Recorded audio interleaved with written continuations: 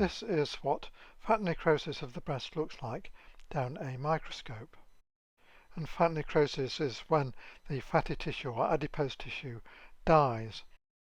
And if it occurs in the breast, it produces a palpable, usually painless, breast lump that is benign and may cause skin thickening and retraction that clinically may mimic carcinoma.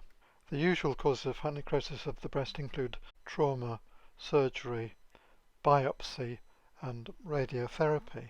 And fat necrosis typically presents around 2 weeks after the trauma. The median age at which fat necrosis occurs in women is around 50, but it can occasionally occur in males.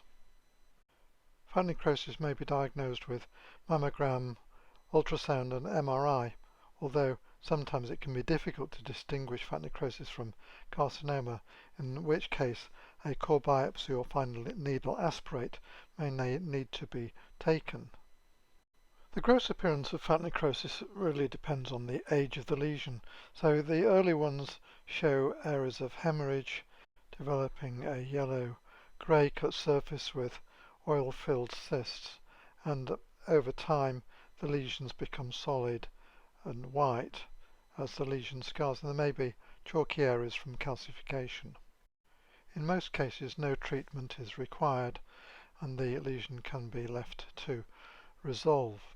But sometimes a lumpectomy may be performed if the diagnosis is in question or if the lesion is causing problematic symptoms. But the problem with surgery is that it may lead to further fat necrosis. The histological features of fat necrosis include necrotic fat with empty spaces, an inflammatory infiltrate composed initially of neutrophils and macrophages, but older lesions will have more of a lymphocytic infiltrate with multinucleate foreign body giant cells, areas of hemosiderin deposition, fibrosis and calcification. This is the low power histology of an example of fat necrosis where you can see inflammation towards the center of the lesion with empty spaces from the liberated lipid from the necrosis of the adipocytes or fat cells.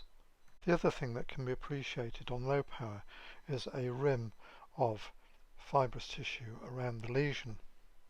And on higher power you can see there is an infiltrate of macrophages and lymphocytes and foamy macrophages as a result of the ingested fat.